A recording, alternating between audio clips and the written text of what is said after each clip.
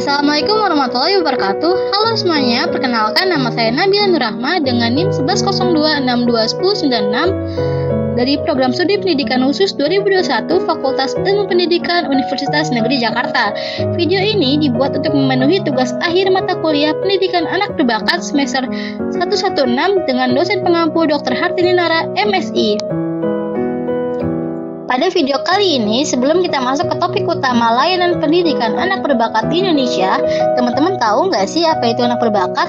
Lalu bagaimana dengan karakteristiknya? Metode pembelajarannya, layanan pendidikannya saat ini bagaimana? Lalu apakah ada strategi khusus untuk meningkatkan kemampuan keberbakatan pada anak berbakat tersebut? Serta ada nggak sih tantangan pendidikan anak berbakat di Indonesia?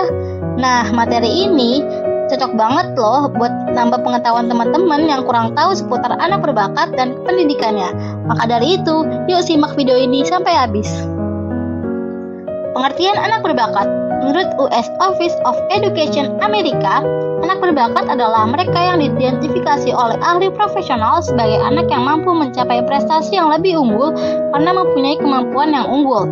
Sedangkan menurut Piper and Comigalt 2014, anak gifted adalah atau berbakat adalah anak yang memiliki kemampuan berpikir sangat cepat, sangat cerdas, serta memiliki kemampuan untuk memecahkan masalah yang kompleks, rasa ingin tahu yang tinggi, dan terdorong untuk memahami segala hal dari akar masalah. Sedangkan dalam berkreativitas, ia senang berkreasi dan sangat tajam. Materi selanjutnya adalah karakteristik anak berbakat. Yang pertama, anak berbakat memiliki kemampuan di atas rata-rata. Kemampuan umum ini diukur dengan tes intelijensi, tes prestasi, dan tes bakat. Yang kedua, anak berbakat memiliki kreativitas yang tinggi. Kreativitas ini meliputi ciri kognitif seperti kelancaran, fleksibilitas, serta keaslian dalam pemikiran maupun ciri afektif seperti rasa ingin memahami, suka mengajukan pertanyaan, dan selalu ingin mencari pengalaman baru. Yang ketiga, anak berbakat memiliki tanggung jawab terhadap tugas yang tinggi. Hal ini mengarah pada semangat dan motivasi untuk mengerjakan dan menuntaskan suatu tugas, sehingga anak memiliki komitmen terhadap tugas yang tinggi. Selanjutnya, yang keempat, superior akademik. Hal ini dikarenakan anak berbakat memiliki ingatan yang efisien dan kapasitas otak yang tinggi.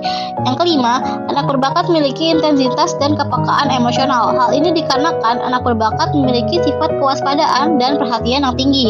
Yang keenam, anak berbakat memiliki perkembangan bahasa yang sangat cepat.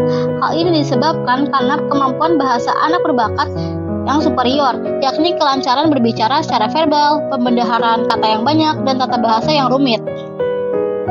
Materi selanjutnya, metode pembelajaran yang tepat bagi anak berbakat.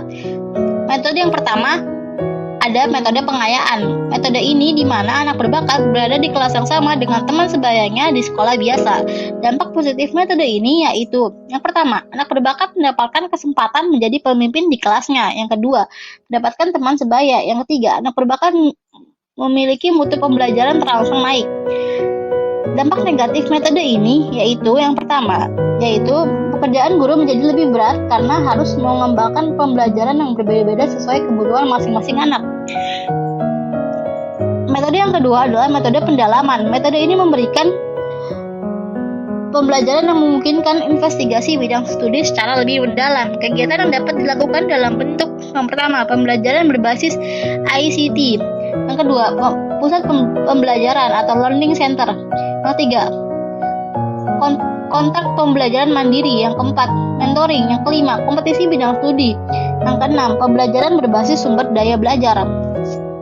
Metode yang ketiga yaitu metode pengelompokan khusus. Metode ini bertujuan agar anak berbakat saling memberi stimulasi dan menyadarkan bahwa ada anak lain yang mempunyai kecerdasan atau kemampuan yang unggul seperti dirinya.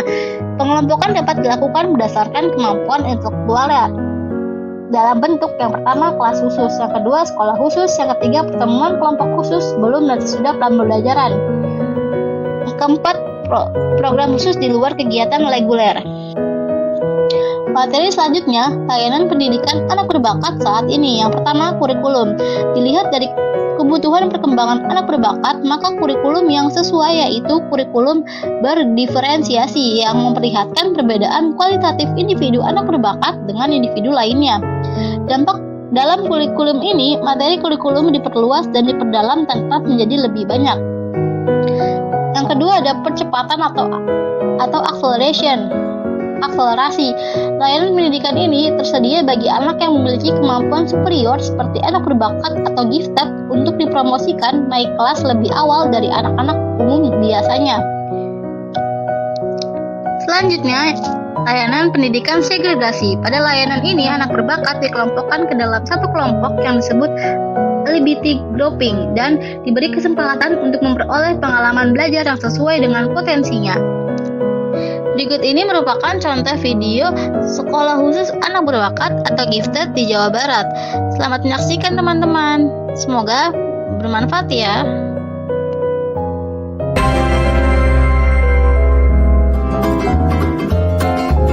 Beginilah suasana di Cugenang Gifted School, Cianjur, Jawa Barat. Sekolah yang diperuntukkan bagi anak-anak berbakat atau gifted, yakni mereka yang memiliki tingkat kecerdasan di atas rata-rata atau cerdas istimewa. Yang menarik, 12 murid sekolah ini berasal dari keluarga kurang mampu.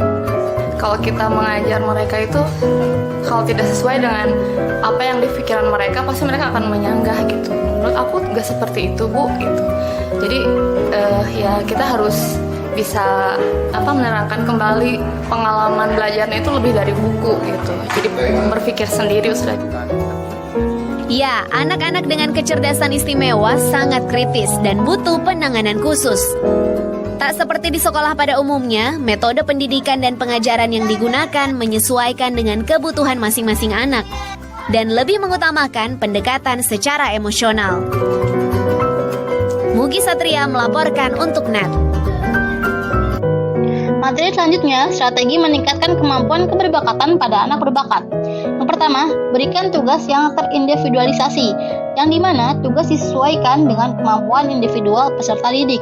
Yang kedua, bentuklah kelompok belajar dengan siswa-siswa yang memiliki minat dan kemampuan yang serupa. Yang ketiga, ajarkan keterampilan kognitif yang kompleks pada mata pelajaran tertentu. Yang keempat, berikan kesempatan untuk lakukan kajian secara mandiri tentang topik tertentu. Yang kelima, dorong siswa untuk menerapkan sasaran yang tinggi. Berikut tantangan pendidikan anak berbakat di Indonesia. Yang pertama, dukungan finansial di Indonesia yang belum memadai sehingga sangat diperlukan sumber dana baik dari luar negeri maupun dari APBN.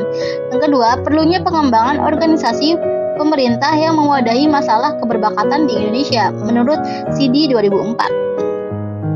Tak terasa materi tadi telah menutup video kali ini tentang layanan pendidikan anak berbakat di Indonesia. Saya Nabila Nurrahma dengan NIM 1102621096 pamit undur diri. Terima kasih sudah mendengarkan dan menyaksikan video ini sampai habis. Jangan lupa like dan komen ya. Terima kasih.